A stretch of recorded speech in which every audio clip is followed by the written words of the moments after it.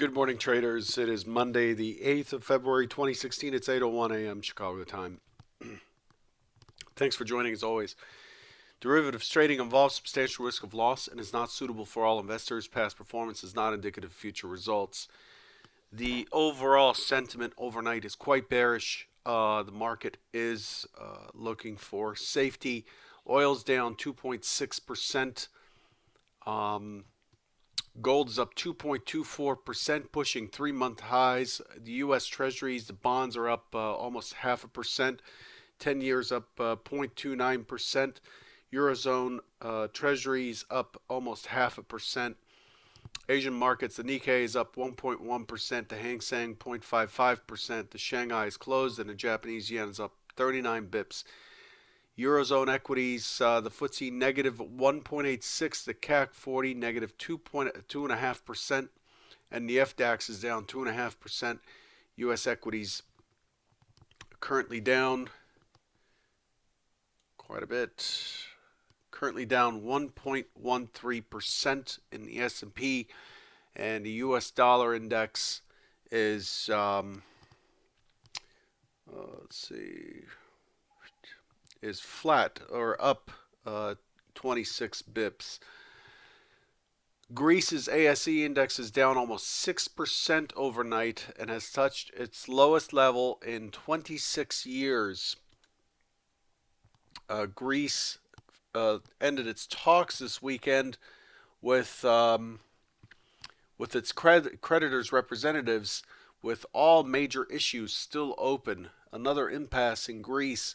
Unclear when creditors would return to Athens to continue discussions, but that's starting to rear its ugly head again. There was a meeting between Saudi Arabia and Venezuela on Sunday, but nothing clear came out of that meeting. WTI hit $29.57 overnight on the front month contract.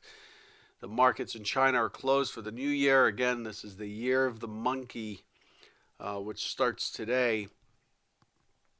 Overall, things are not looking so hot following the report on Friday.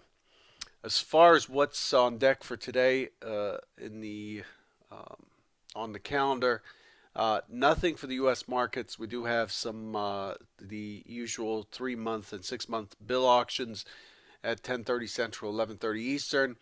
But for the week, we're looking at tomorrow having the German current account and trade balance, UK visible trade balance, and US wholesale inventories and Fed's lint. Wednesday, UK industrial production, manufacturing production, and the US budget statement. Fed's Yellen and Williams speak. Thursday, Fed's Yellen is scheduled to speak. And then Friday, German CPI, GDP, UK construction output, and the Eurozone industrial production and GDP, US import prices, retail sales, University of Michigan business inventories, and Fed's Dudley. Clearly, Friday's carrying the entire week when it comes to calendar events. Let's look at what we did on last Friday versus what was expected during the trader bite on Friday, given the migration of the point of control up, with the price action move up the prior day. The expectation on Friday was that it would chop around in the middle here as it opens right in this balance zone. The expectation is it would shop around and then it would likely start to turn up to 1930. The jobs report missed by about 39,000 jobs created last month. It looked like from the overnight session, when I did that trader bite, it looked like the market had discounted the jobs report miss. So you can see on the jobs report, let's see, right here, you can see on the jobs report, right in there, the market pushed down to 1895.50 and came right back up. Let's expand that a little bit. and came right back up to the scene of the crime and actually pushed to near the most recent high. So here's the jobs report right here, and then the market pushes up, and then we open right there. And on the open, the expectation was, and I did say this, um, we're likely to see the equities guys come in and respond, but the expectation is it would chop around and start to shift up on the primary hypo, which was completely wrong, and it's expected. And while I'm at it, I want to point something out that maybe I haven't pointed out in a while. I got an email from a follower who says that the fact that I expected on a primary hypo, I expected 1930, colored his entire day, and he held on to longs too long and ended up losing.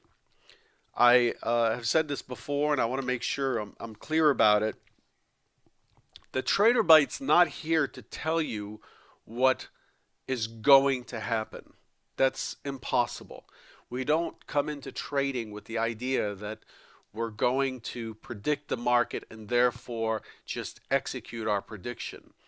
The trader bite and frankly any method, because there is no way to know what the participants in the market, what the net effect on price by every participant around the world on your given market is going to have on prices. It's our objective here is to have a plan for as many possibilities as we can identify, as opposed to coming in and saying, I'm going to trade from the gut. I'm going to just kind of see what it does and respond to it. And in those situations, when you're trading that way, you are essentially trading emotionally. And anybody will tell you who's been trading long enough that emotions are costly in trading. Yes, it's one thing to have a gut feeling and to go with that gut, but that gut feeling is not the plan.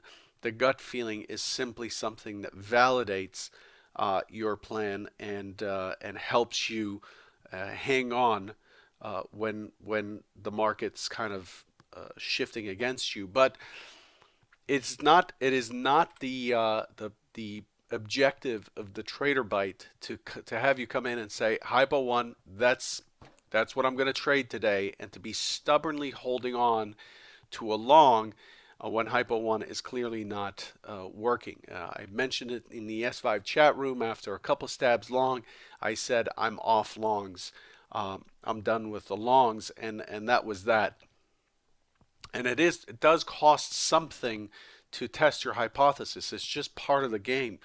There's no way to get into any situation where there's a potential for profit without risking something, in my opinion, unless you're doing something illegal. But it's just the way it is. The idea here is to look at the entire story and to figure out in a probabilistic and as much a probabilistic way as possible which way the market is likely to go. And that's the point of these trader bites. So there are always multiple plans in play. I'm just simply looking for which one is the market favoring. And then I start to push from that direction. And until the market proves hypo 1 wrong, I go to hypo 2. Until hypo 2 is proven wrong yet again, then I might switch back to hypo 1 or go to hypo 3. It's the hypos simply tell me here's what it might do. Here are the obstacles ahead of you. Here's where your potential wrong point is, and it does give me a plan to work with. Without it, I am just guessing, and if I'm just guessing, then I'm just gambling, and my overall probabilities are not going to work out. I want to make a statement that to finish this particular topic here, and I'm doing it right in the middle of the trader bite because I want to make sure the message gets across. It's really important to understand that it has to cost me something to see that the hypo works out. Okay, and so there is no other way to determine or to determine what the market's likely to do or to make money. I really want to push that across. It is not the intent of these videos to tell you what to do in the market. It's the intent of these videos to show you that there is no gimmick, that there is no shortcut, that it is all about continuously keeping up with the story and then trading the story of what price and volume is telling us, period. That's all there is to it.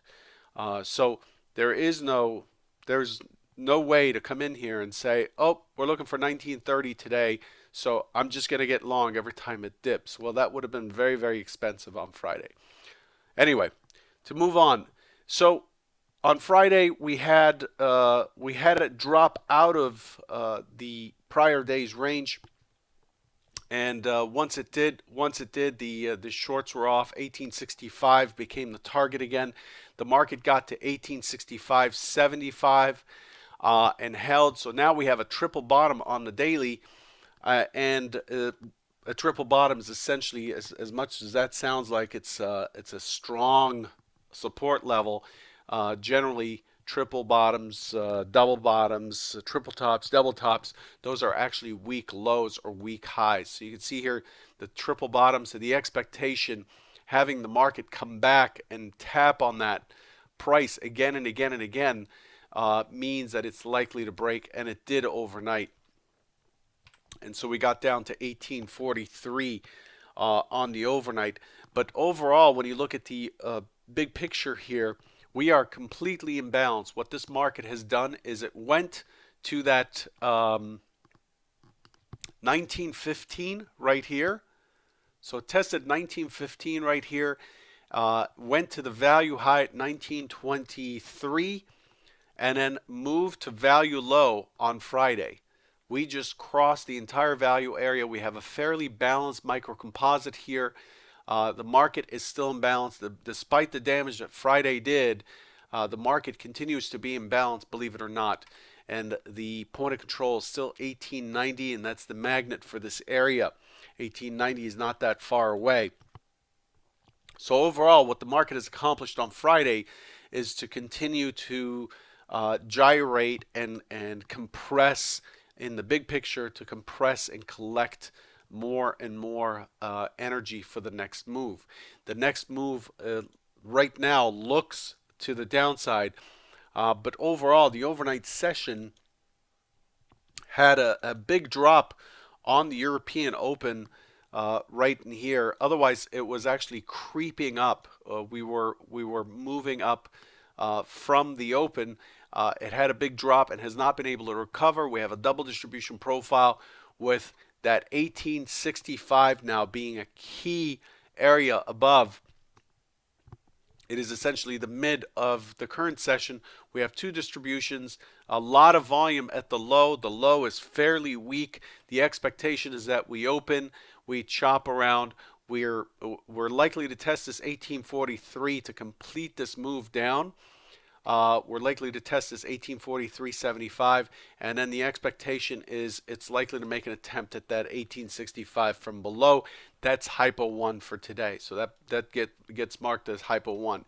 If we get responsive immediately on the open and start to peter out, meaning start to get weak on the push up, then chances are it'll walk itself close to or around 1865, and it'll start to rotate down, and then this will be a much more decisive move down. If the market comes in and tests lower and finds buyers, chances are the probabilities are on the side of a continuation higher if it's already done its test lower. It's kind of like, for those of you who read Reminiscences of a Stock Operator, there's an example in the book where a big player, a big stock player, gets information that somebody was buying a stock, and he tells his clerk to go sell a few thousand shares and to report back at how those shares were taken, and his clerk comes back and says they were completely absorbed, and he says, okay, good, now let's flip the position and really load up on the long side. The market does this all the time, where it is looking for that opposing reaction, and when it does get it, it can move in with confidence in the opposite direction. So again, if we push higher on the open, we're likely to test higher. And if we start to peter out and start to rotate through the open, then it's a pretty decisive drop from here. And then we have to look at the old microcomposite to see where we are. So the old microcomposite, actually, let's go to this chart. We are templating the 21st. And we start to look at this composite here from the 15th through the 21st. Where in this area we're trading 1850. We're trading the auction of the 21st. So you can see the market's below its key area in this balance zone, and it's likely to get 1835.50 and then start to walk down to 1829 as the next key test area. You can see the 29 formed a pretty decent resistance area on the drop, and in that day we pushed through 65 points from the low to the top. That was that big Wednesday when the market just ran straight up. So the 29 tested from below was the IB, and then we had a pullback to the 29 and a catapult straight up. That becomes our key extended target to the downside. I hope that makes sense. I know there's a lot going on with these charts, but that's how things are shaping up. The expectation is for to initially, I'm looking for to test down for a continuation, chop around, and then look to push to 1865 as the primary. But if it doesn't do that on hypo 2, if it launches and becomes responsive immediately and starts to weaken, I'm going to wait for it to turn all the way back into the opening swing and probably through the open, and I'll start looking to bang away at it here for 1835 as the initial target, and then 1829 as the extended target. That's what I have for you for this Trader Bite. Hopefully you're gaining something from this. Please trade your plan. Do not just go on faith. Nobody's going to give you answers. You're going to need to come up with your own plan and be confident in trading that plan. That's the only way to make money in this market, in my opinion. Good luck, and I'll catch you tomorrow. Take care.